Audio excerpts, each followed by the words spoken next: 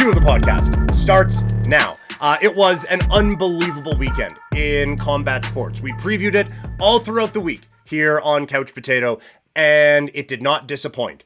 For the most part, a lot of storylines to talk about coming out of a wild weekend in wrestling, boxing, and mixed martial arts, and it never stops. We got a UFC pay-per-view to talk about as well. So a ton coming up here on part 2 of today's podcast. Let's dive in. Let's start with the Royal Rumble.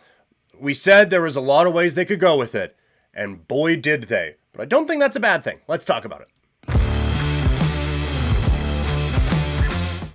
The Royal Rumble is in the books. We are on the road to WrestleMania, and I think it's going to be a very, very interesting road. Let's talk Royal Rumble. I enjoyed this show. I thought this was a good show from the WWE, and I thought that they put on a very enjoyable program, and one that I think, like I said, there's a lot of talking points coming out of it. Couple of issues before we get into it. The pacing does suck. It is what it is. There's commercials and stuff that you have to play, and so having like 4 minutes between it, or like having 4 minutes of commercials and then a video and then the entrances and all of this. This was a 4-match show that went 4.5 hours. Now, 2 of the matches are designed to go at least an hour, but this is a this is one where there's a couple matches that are supposed to go really long. But 4 matches for 4.5 hours is a lot to ask of people, I will say. Now, your boy watched it the next day, so there's a lot of fast forwarding going on, so I thought it was fine. But I can see where those complaints are. The other issue, the music sucks. I know that I am not the only person who is saying this. This is not a unique take, but the music sucks. You a lot of times, you go back and watch any Rumble, and aside from songs where there's copyright issues, the music hits, you know exactly who it is, and the crowd goes nuts. Basically 75% of the time, people, you would hit the music, no one knew who it was. And me, I didn't know who it was. I watch the product every week, I play the video games, and about 75% of the time, I was like, okay, which one is this? Who? And then you see, and because they don't have the full, like, screen anymore, and it's just the little walkway thing, which is good because they can jam more people into there, and so, like, for them, it makes sense, but we don't get the big video thing where it says, oh my God, it's this guy. And so you're just looking like, I don't know who this is. Do I get excited? Do I not? And then we see him walk down and it's oh, hey, okay, back to the ring now. Like that shouldn't happen. Like even 5 years ago, you would hear a theme. It's like, I know who that guy is. And it started a little bit with the women's one, but that's because they didn't showcase the women as much. But in the men's one too, like it was just, the theme songs are awful right now. And that was the other part of it, is that you didn't recognize who it was, and they were all bad, and they all sounded the same. So that needs to change, I think, in a big way here going forward. Deeds, not one to say I called the Rumble winner, but I called it. Hey, Deeds, shout out, because that was a difficult one to call, absolutely. Women's Royal Rumble match. This might be my favorite Women's Royal Rumble. A lot of times, it felt like in the early going, they were trying to do too much with it, and even if like they hit 4 or 5 awesome things, 2 or 3 didn't, and it just kind of takes away from it a little bit. I thought story-wise, I thought execution of the matches and everything like that, I thought this was a really, really, really well put together match. Like we said before, we didn't love the build for this one, but I think they put on a really dramatic show, and I think you elevate a lot of talents coming out of this one. Like the NXT performers with Roxy, Stephanie Vaquer, and Julia going face-to-face with Bayley, Charlotte, and Bianca. That's a moment, and that is an elevating moment for the NXT performers. And honestly, putting Bianca in there is just a bit of a reminder, like, hey, by the way, that's one of our big projects. I know she's off doing the tag team thing right now. We've kind of had to stall that because of an injury, but that's one of the ones who is like at the tippy top here right now. So I thought that was good for her and good for the NXT performers. And I thought, like, again, Roxy, Julia, Vaquer, Lash Legend, all come out of this in a great spot, as does Io. Jordan Grace comes out of this feeling like a big deal. Alexa Bliss coming back, and like you said, with the little tribute to Bray with the doll there, that was unbelievable, and not one that you were expecting. So I thought it highlighted the depth of this division really, really well. Very few duds when someone came out. I was like, ugh, fine. I thought they had a great night with the women's division. It showed the depth, and they also, I thought, put together a good story with it. Like, you had PFC look pretty good in the early going. They get eliminated, and then the big story kind of takes over, and it leads with that. I thought it was structured very well. I thought they maximized a lot of the talents that they had and elevated a lot of them. Charlotte winning is going to rub some people the wrong way. The crowd really did seem to get behind her. Like, they were genuinely excited when she came out, and they were genuinely excited when she won. I know that, again, people feel a certain type of way about the opportunity she was given before, but there is no question she is an all-timer, I think, and I think a very good run is upcoming for her. So I'm interested to see the direction that they go with her. But like I said, a lot of talents coming out of the Women's Royal Rumble match in a much higher spot. And yes, sorry, Deeds, the back of her jacket as well, with Alexa Bliss. Moving on, it was the tag team titles in a best 2 out of 3 falls match, DIY against the Motor City Machine Guns. As expected, this was a really fun watch. Both teams, I thought they got a fantastic showcase on this event. We talked about that in the week leading up. And they did a great job of taking advantage of that. I thought the announce team really put them over. I thought the announce team was good. There was a lot of Wade Barrett. You kind of noticed that as it was going on. And like McAfee, he's all over the show because it's indie and all of that. But when it got down to the actual matches, there was a lot of Wade Barrett, and I thought he did a great job. And I'm like, 3-man booths can be a little They're coming more into play now because there's so many talented broadcasters and only a few shows to put them on. But they did a great job with it, I thought, this week. But they really got over the guys in this tag team match and why they're so good, why that experience from past whatever matters, and what they were able to do to kind of maximize all that. So I thought they did great. The one thing, I didn't love the finish. It felt like there was another level that these teams could have got to, so I wish that there was a little bit more at the end there, but I understand it as well. Again, you have this big spotlight. You want there to be, okay, these are talented performers, but now I need to be emotionally invested in them. And so you get the talent part, and then at the end you get the emotional investment with the story. We're now getting people who are just casually tuning in for the Rumble. Now they know who these guys are, and now we're building them into a story that the people have ready-made for them. So I understand why they did it. It was a fun match that it felt like we didn't get the rest of, if that makes sense. Ladder match for the WWE Championship. It is Cody Rhodes taking on Kevin Owens. I thought this was fantastic. It was story. It was action. These guys beat the hell out of each other. It hit every note that you needed. Specifically, I thought to get Kevin over. Cody, kind of over already, right? But Kevin, with the, like, he can sometimes feel just a little bit, whatever, taken for granted. And, oh, well, he can lose this and he'll be fine. He can lose this and he'll be fine. He can lose that and he'll be fine. He, I thought, put on a great show, and it really got over how much of a badass and how much of kind of a dick this guy is. Ultimately, Cody gets his big move with the Alabama Slam, and he gets to climb the ladder and get the win. But a phenomenal match. I do have a couple of notes, though. I did think the Sammy story wasn't played up enough. You don't want it, because it is a fine line. You don't want it to be overblown. You don't want it to become the biggest part of the match. I think if Sammy was standing in the ring with a chair and he's looking back and forth and it's that's too much, right?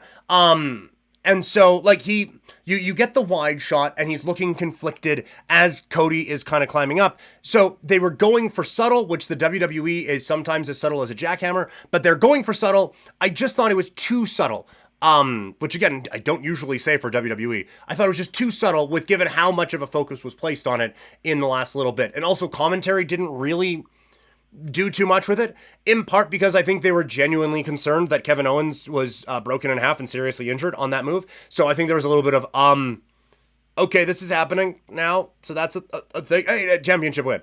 But I just thought that could have been introduced, or it could have been factored in a little bit more. And the Cody being exhausted holding the title thing didn't play in a whole lot. This match could just be another part of that bigger story. You did just introduce it on Monday, and so I think this is a bit more of just the part of the story rather than like a big moment in it. But I thought because it was so driven home that he's just exhausted and he's not trusting anyone and there's all these different things that it really didn't factor into this one as much.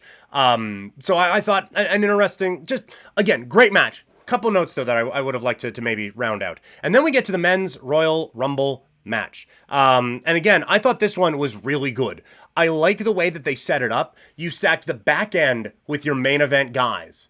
And so the early part, it's not like, I was watching the 99 Rumble the other day.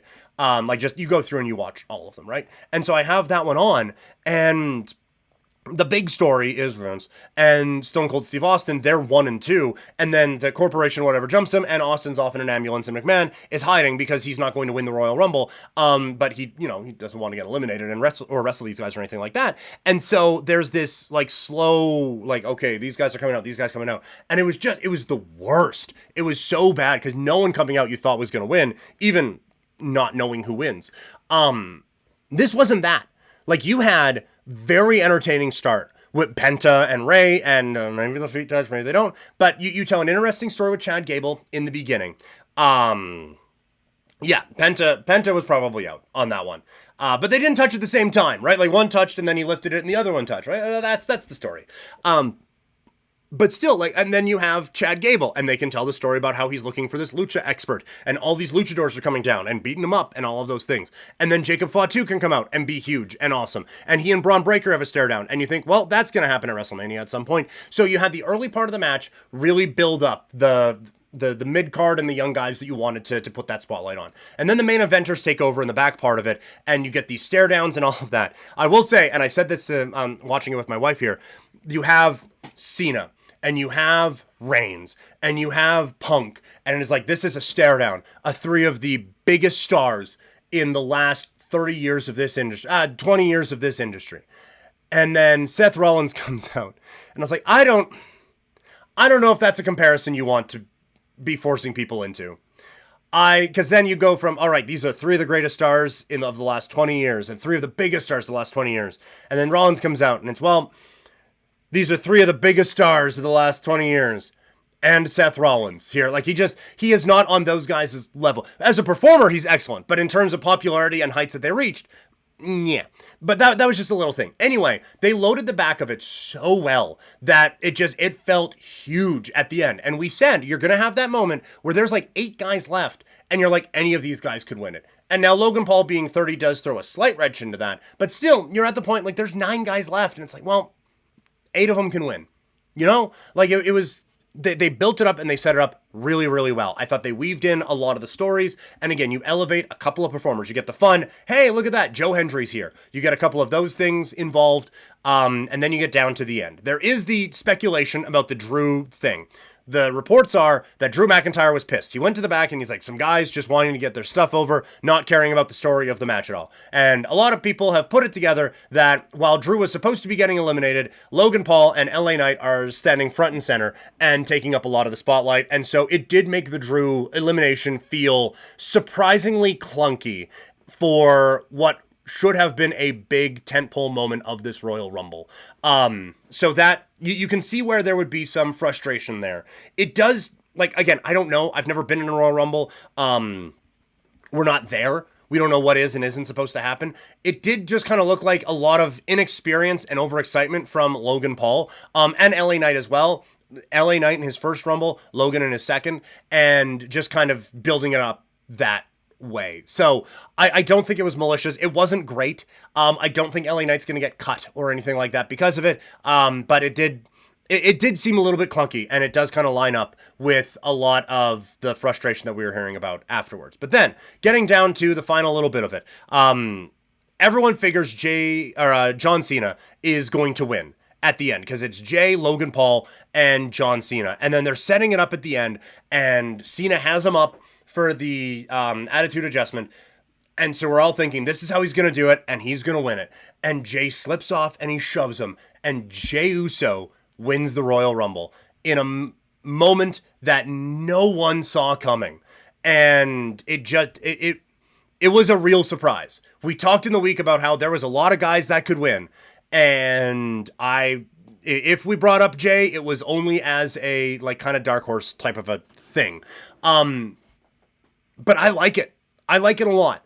I think that when you look at this year's WrestleMania and the different stories that you can tell, most of them don't need a Royal Rumble win or a Royal Rumble whatever. And so why not now fully establish a star, fully establish a guy as this guy is a main event player now with this company and lock him in that role. I think you see it, and I think it makes a lot of sense.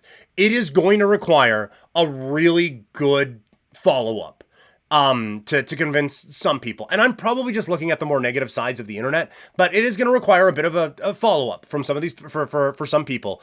But I think it makes a whole lot of sense. And there are times people will complain about, it's the same person every year and they're not using it to build stars. And then they use it to build stars and it's like, oh, but there's so many, it doesn't make any sense. How could you not give it to this guy that he hasn't earned it yet? It's like, you're not going to please everybody. But I think it works. I think it makes sense. And I think the other criticism that you see is that, well, he's not over. His entrance is over. And I disagree. I think you look at the reactions when he was wrestling Gunther and afterwards, I think that and even in the build up to it, like he does the entrance and everyone gets involved. And then he does and then I do this, yeet. And then I do this, yeet. Like everyone, you get the sing along part. But then when he's actually cutting the real parts of his promos, the people are getting involved and the people are getting invested and the people are getting fired up for him. And so I look at this as a very smart move from them. And it is a guy who the crowd has been getting with and getting with and getting with and getting with.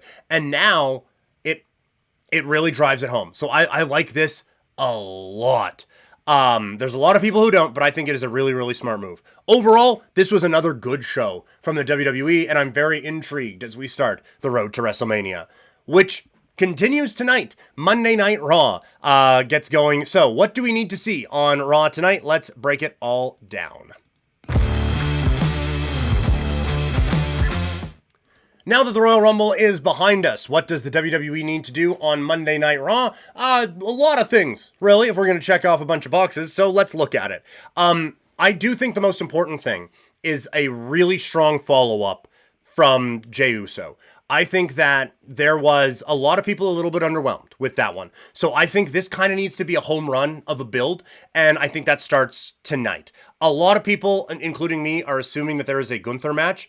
I do think you have to at least tease him and Cody, just so that you put, like, visually, you put Jey on that level with Cody, and you at least, like, okay, we're starting to think of him in that light, not just the other title thing. So I do think that is an obvious one to draw with Gunther, but I think that you kind of need to do a bit of a roundabout way to get there. But I think the build has to start tonight. The other interesting part.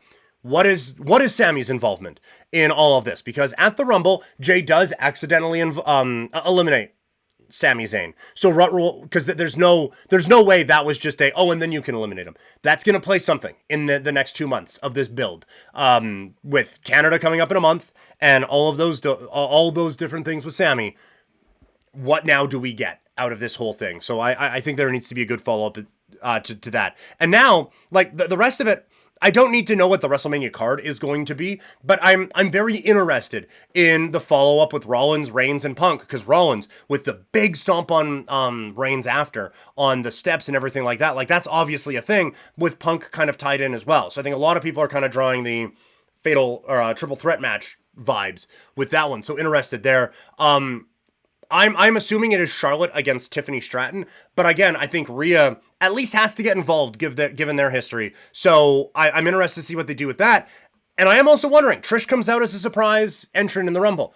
Do we get Trish involved in WrestleMania this year? The rest of the stuff that I'm interested in now, where does Cena go from here? Do we get AJ Styles against Logan Paul, because that was the elimination that sent AJ out, which was great to see AJ Styles back as well. And what's next for Jacob Fatu? That one's probably more of a SmackDown question to ask as we start now building up for Elimination Chamber. So I don't know if a lot of those are going to get answered tonight, but I do want to see the direction that everything goes and where everything kind of gets pieced in now moving forward. So an interesting edition of Monday Night Raw tonight. Let's now go into the Octagon, as the UFC was in Saudi Arabia this weekend with a gigantic fight for both competitors in the main event. Let's break down what we saw from the Ultimate Fighting Championship.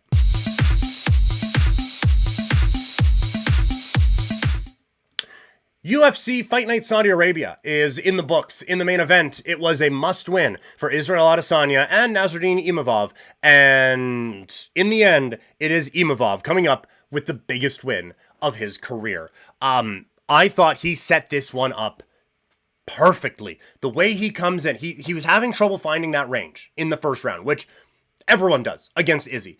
But he couldn't get his way in there.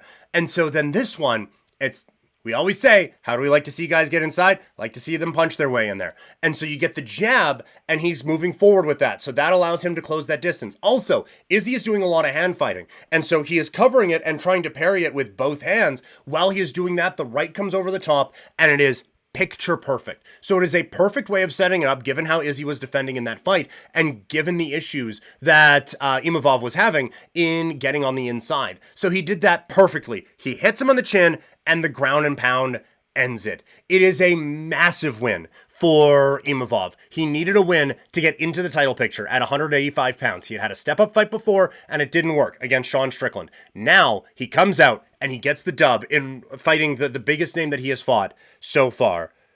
Perfect stuff from Imavov in a huge win, in a huge step-up fight for him.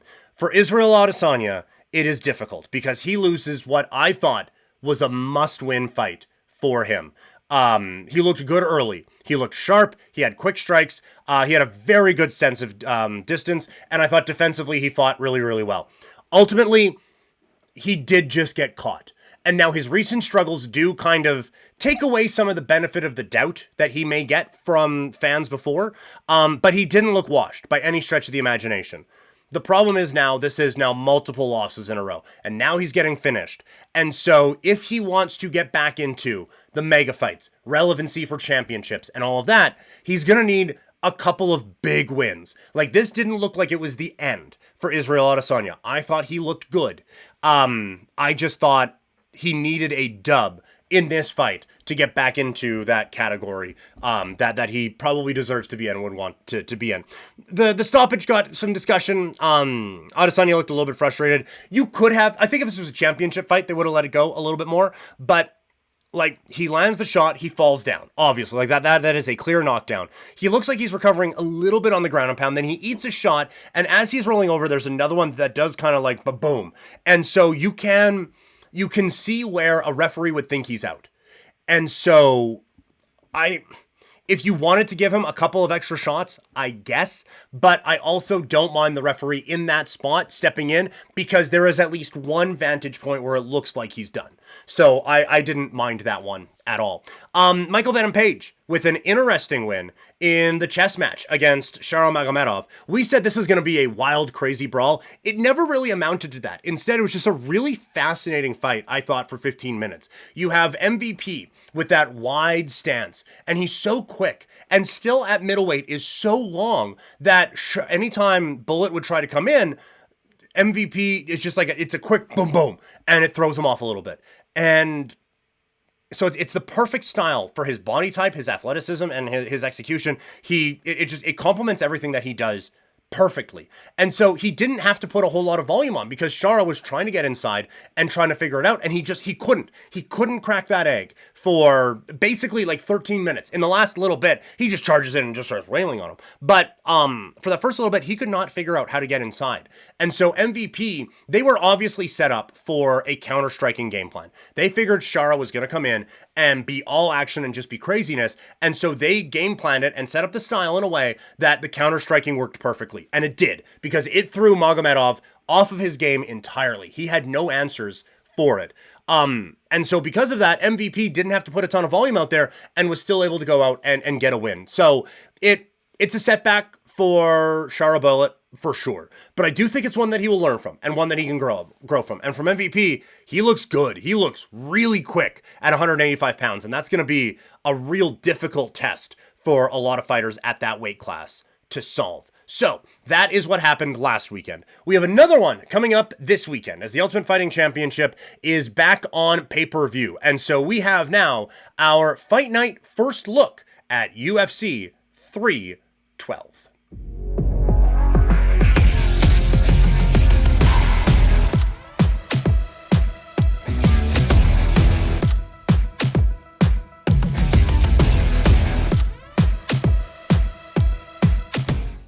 This is your Fight Night first look at UFC 312 on Couch Potato Diary. In the main event, it is Dricus du Plessis taking on Sean Strickland for the middleweight title, one of two championship fights on this card, as the co-main event will feature the women's strawweight championship being defended by Zhang Weili taking on Tatiana Suarez. So, our first look at the championship fight in the main event, it's a rematch with Dricus du Plessis against Sean Strickland. It's the night that DDP won the title in the first place. And for him, he is just looking to continue to answer the critics. He has an unorthodox style that isn't always perfect, but effective. And so if you get another win over Strickland, after a win over Izzy, after a win over Whitaker, people are just going to have to accept that this works. That it is weird, it is unconventional, it doesn't look like anything anyone would teach at any school ever, and it never looks like it should work, but it's working, so we just have to accept it. And just, yes, that's what's happening, so we just have to grow with it.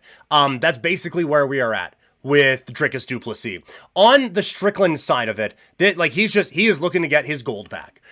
He had the best fight of his life to win that title against Adesanya. Since then, on the wrong side of a split decision against DDP, and on the right side of a split decision against Paulo Costa. So it is weird to have a fight to validate a championship win, but I do think that he does have to prove a little bit more, that he deserves to constantly be at the high level and constantly be in the title picture. I think he deserves a championship rematch 100%. But I do think that you look at it as, okay, well, you had an amazing night against Israel Adesanya. Since then, it's split decision, and then a split decision over Costa does not look awesome on a resume. So, for a championship anyway. So I think that he needs to prove that he deserves to be at this high level in this bout. From a fight standpoint, one of the things, or the thing that I'm looking for is, this is now 26 minutes, the 26th minute, that Strickland is going to be dealing with the unorthodox stylings of Dricus du Plessis. So can he figure that out? And if DDP is figured out, what is the plan B for him? Because oftentimes just being different is enough. And if Strickland has figured that out, then it's going to be difficult for him, or it'll be interesting and imperative even for DDP to have that kind of okay, where do we go from here now? What is the next plan in this? In the women's fight, strawweight championship, Zhang Weili taking on Tatiana Suarez. For Suarez, it's about time, man. She has felt like she has been the best women's fighter in the world at various different points. She just can't stay healthy long enough to prove it. This is her chance to validate all of that hype and all of the talk around her while she is healthy. While Weili is looking to add another great fighter to her resume. She has wins over Andrade and Joanna twice, and Esparza and Yao Nan. And yet it still feels like she doesn't get taken seriously as a champion right now. Like, she is just kind of the one who is, and she is a champion as well. And then you just kind of move on in the discussions with her. I don't know if a win here over Suarez changes that discussion at all, but I do think it just continues to build up a resume that is becoming more and more difficult to ignore. Overall, the card kind of sucks. There isn't a whole lot on here, but there's at least some intrigue in these two fights. And now, it's not a great card, but we are going to keep previewing it throughout the week. We're going to be looking at the non-main event fighters, the fighters to watch on this card, and then the full preview coming up on Friday. We also now have to go to boxing, as David Benavidez was looking to take one more step toward superstardom against David Morrell Jr., and I would say he did that. Let's take a look at the boxing story.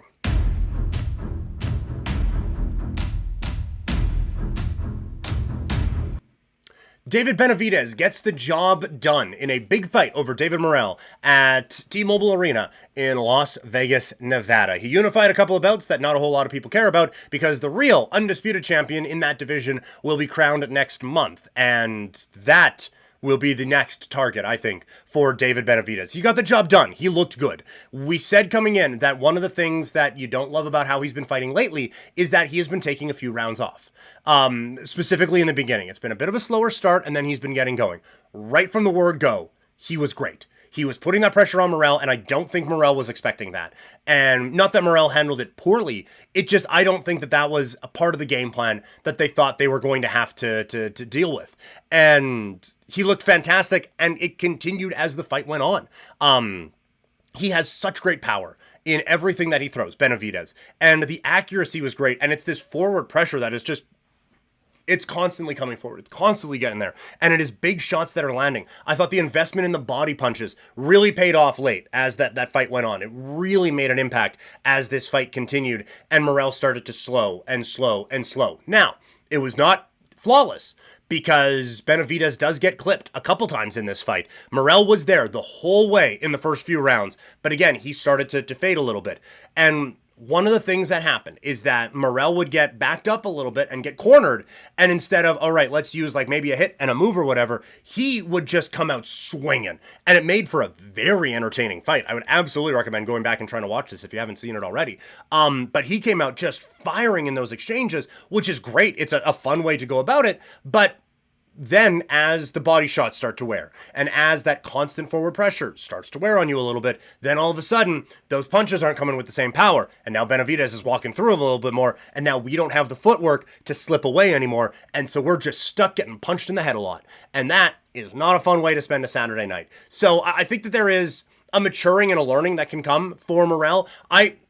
Well, we'll talk about this in a little bit. I thought he looked great. But for Benavidez, it was really, really impressive. He faced some adversity. He stuck with his plan. He got better as the fight went on. He answered a few of the questions that you had about him coming into this fight. And so because of that, everything we talked about all week about how this was the big fight that gets him to the bigger fights that maybe gets him to the biggest fight. Step one, check. He answered every question. There's no concerns about it at all. I really liked what I saw from him in this fight. There's just so much to like about him. So he is now set up for the winner of Beterbiev and Bivol, which might set him up for Canelo Alvarez. Because it seems like Canelo and Terence Crawford, that's next on the dance card. I think Benavidez is next for Beterbiev and Bivol, and I think you go from there. But this puts Benavidez in a spot where he can either by this time or by the end of 2025 or around this time next year, at the latest, Cinco de Mayo weekend, there is a chance we are talking about Benavidez as someone who has absolutely changed his life with a couple of big opportunities. For Morrell, this was a good showing. I want to see him again. It was a fun fight. I think it's one he can learn from and one he can grow from. I think he's going to be a real contender at light heavyweight for a while, still just 27 years old. And so we said coming in, like, he may not win this fight, but this is a big fight for him to kind of show what he has and to show how good he can be. So, that is going to do it. A marathon stream here today. Thank you guys so much for hanging out with me on this Monday. Busy week ahead as we get ready for Super Bowl 59. So hoping to have streams every day, at least until Thursday. Probably not going to have one Friday, just because I have a couple other work things going on, but we're going to have some kind of stream every day this week here on Couch Potato. And that includes tomorrow when we're back here at around 10 o'clock Mountain Time.